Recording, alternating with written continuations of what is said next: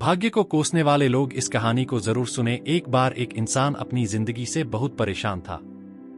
वह हर समय अपने आप को कोसता रहता था कि क्या जिंदगी मिली है मुझे, क्या जीवन है, हर परेशानी मेरे साथ ही है, हर दुख मुझे ही आकर घरता है, हर झंझट मेरे ही सर पड़ती है। एक दिन इसी तरह अपने आप को बैठा हुआ कोस रहा था कि क्या नसीब है मेरा, क्या किस्मत है मेरी, क्या जिंदगी है मेरी कि तभी अचानक एक बाज अपने शिकार को पंजों में दबाए हुए एक पेड़ पर आकर बैठ जाता है और वहीं पर अपने उस शिकार को खाने लग जाता है।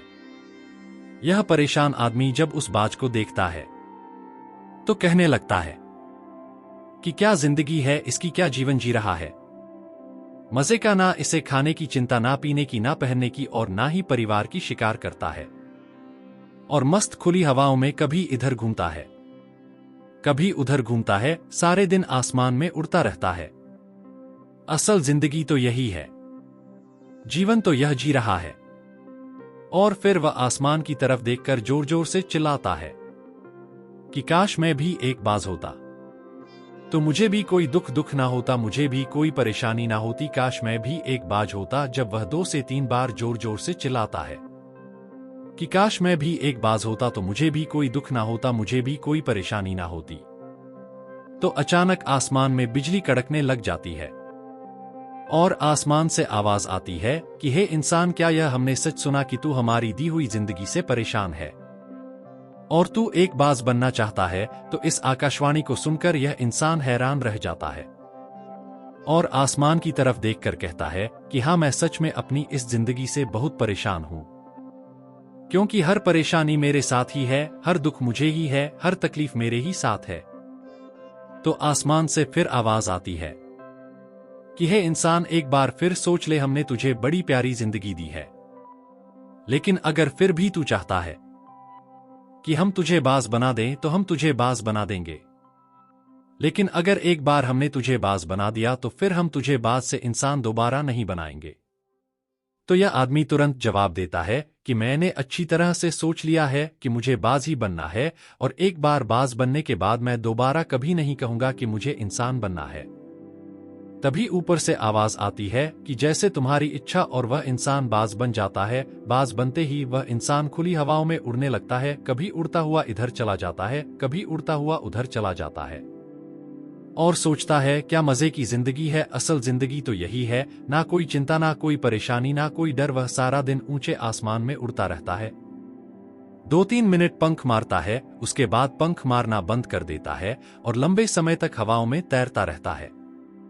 इसी तरह हवाओं में तैरते हुए शाम का समय नजदीक आ जाता है तो वह सोचता है कि मेरे पास रहने का एक ठिकाना भी होना चाहिए, मेरा अपना एक घर होना चाहिए जहां मैं रात में आराम कर सकूं। तो यह सोचकर वह छोटी छोटी लकड़ियां इकट्ठा करने लग जाता है और एक ऊंचे पेड़ पर अपना घोंसला बनाने लग जाता है। एक एक लकड़ियां इकट्ठा करके वह अपने लिए एक सुंदर सा घोंसला तैयार कर लेता है और रात में उसी में सो जाता है और सोचता है सुबह उठकर शिकार भी करूंगा और सुबह उठकर फिर से मौज मस्ती भी करेंगे, खुली हवाओं में उड़ेंगे। सुबह होते ही वह शिकार की तलाश में निकल पड़ता है और हवाओं में उड़ता रहता है। ऊपर से जाकर देखता है कि कहीं जमीन में मुझे कोई शिकार नजर आए तो मैं तुरंत जाकर उसे दबोच लूं और वहीं पर खा लूं, लेकिन उसे कोई शिकार नजर नहीं आता। काफी समय बीत जाता है, वह लगातार ऊंचाई से शिकार को ढूंढता रहता है, लेकिन उसे कोई शिकार नहीं मिलता। फिर पास एक जंगल होता है, यह उस जंगल में चला जाता है, यह सोचकर कि शायद वहां कोई अच्छा सा शिकार मेरे हाथ आ जाए। यह जंगल के ऊपर उड़कर शिकार को ढूंढता रहता है, जंगल के अंदर जाकर भी शिकार को ढूंढता है, लेकिन इसे वहां भी कोई शिकार नहीं मिलता। शाम का समय नजदीक आ जाता है तो मायूस होकर वापस अपने घोंसले की तरफ लौट रहा होता है कि रास्ते पर थककर एक पेड़ के ऊपर बैठ जाता है। जब यह उस पेड़ के ऊपर बैठा होता है तो उसकी नजर एक बीमार चिड़िया पर पड़ती है जो कि बुरी अवस्था में होती है। यह तुरंत जाकर उसे दबोच लेता है, उसके पंख निकालकर अलग कर देता है और उसे खा जाता है। उस चिड़िया को खाने के बाद वह अपने घोंसले की तरफ उड़ जाता है और रास्ते में सोचता है कि चलो बीमार चिड़िया ही सही, लेकिन कुछ तो खाने को मिला। वह अपने घोंसले पर पहुंचकर आराम करने लगता है और सोचता है सुबह एक अच्छा सा शिकार पकड़ूं और अपनी भूख मिटा लूंगा। जैसे ही सुबह का प्रकाश होता है, यह निकल पड़ता है, अपने शिकार की तलाश में हवा में उड़ता रहता है।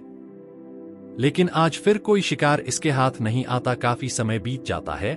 यह ऊंचाइयों पर जाकर अपनी तेज नजरों से शिकार को ढूंढने की पूरी कोशिश करता है, लेकिन इसे कोई भी शिकार नजर नहीं आता। फिर यह पास के उस जंगल की तरफ चला जाता है, लेकिन इसे वहां भी कोई शिकार नहीं मिलता। इसी प्रकार पूरे दिन उड़ते उड़ते शाम का समय नजदीक आ जाता है, तो यह निराश होकर वापस लौटने लगता है और रास्ते में एक पेड़ पर आकर बैठ जाता है। सोचता है शायद आज फिर कोई बीमार चिड़िया मेरा इंतजार कर रही हो। लेकिन हर बार किस्मत मेहरबान थोड़ी होती है। आज इसे कोई बीमार चिड़िया नहीं मिलती। यह थक हार कर वापस अपने घोंसले की तरफ चल पड़ता है और घोंसले पर पहुंचकर भूखा प्यासा ही सो जाता है और सोचता है कल सुबह एक बड़ा सा शिकार पकड़ा और आज की भूख भी मिटा लूंगा।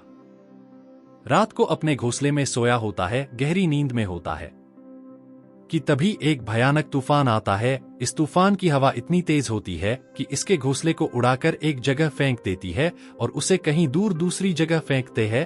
तो यह जहां पर गिरता है वहां नीचे एक नोकदरा लकड़ी पड़ी होती है जो इसके पंजे में गड़ जाती है और इसे बुरी तरह घायल कर देती है। तूफान के रुकने के बाद बारिश शुरू हो जाती है। तेज बारिश होती रहती है, पर यह किसी तरह से पेड़ों के नीचे छुपकर बैठा रहता है। बड़ी मुश्किल से इसकी रात कटती है। जब सुबह होती है तो बारिश रुक जाती है। बारिश के रुकते ही चारों तरफ खुशियां छा जाती हैं।